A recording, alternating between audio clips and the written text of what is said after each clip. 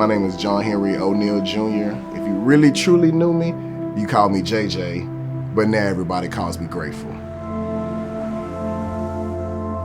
My earliest memories is living with my mom and living with my brother. I grew up in the Super Nintendo, red light, green light, hopscotch generation, right? My mother was addicted to crack cocaine, my father was addicted to crack cocaine, and my brother J-Rod was one of the biggest drug dealers in our city. So I remember being in 5th grade and I was sitting in the class, and at this time, my 5th grade girlfriend comes in the class and I'm sitting there and she's like, I gotta tell you something. And I'm like, all right, what's up? She was like, and she paused and I looked at her and she was like, they killed J-Rod. I remember it was like the whole world stopped. In my mind, he was a superhero. He couldn't be hurt.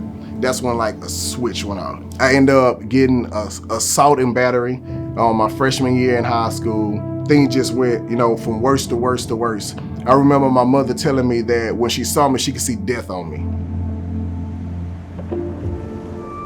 So it's now my life is like, is in this cycle where I'm getting high, getting drunk, going to clubs, fighting, all this kind of stuff. This became like an everyday lifestyle. I remember going into the house, I was drunk, I was high, and I got into it, we were just arguing. And the police were called. And the next thing I remember, I was getting maced. I ended up getting maced 3 times that night. I woke up in a jail cell. Even though I was doing all these things that I shouldn't be done, I always felt like I did it in a smarter way. I thought that I would never go to jail. It was about my 3rd month in there. At this point, my daughter was 3 years old. She would come visit me every weekend. I remember the door swinging open and my daughter ended up running into the visitation room. And she went over there and she started banging on the window. She started crying, "Daddy, Daddy, Daddy." And looking at her, I just broke.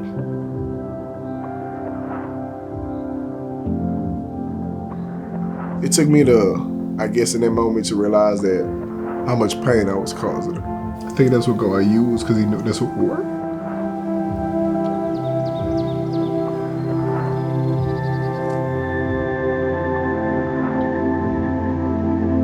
February, I get out of jail, and I had a friend that I grew up with. When I seen him again, we kind of, was talking about things we had been through, and I was telling him I had rededicated my life, and he was telling me how he had went to the penitentiary and now he was pastoring and things of that nature.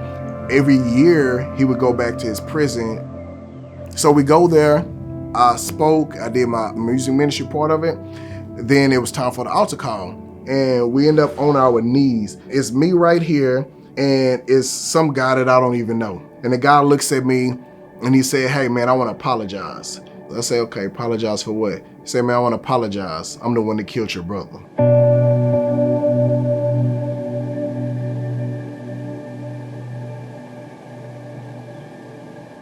I was in 5th grade when my brother got killed. And I just think about how much had to happen from going to jail, from the pastor being the guy that I knew that also was in the penitentiary, and for that to be the same prison at this time, for me to meet the guy that killed my brother. I sit there, I look at him, and I say to him what I've been wanting to say to him for years. I say, "I forgive you."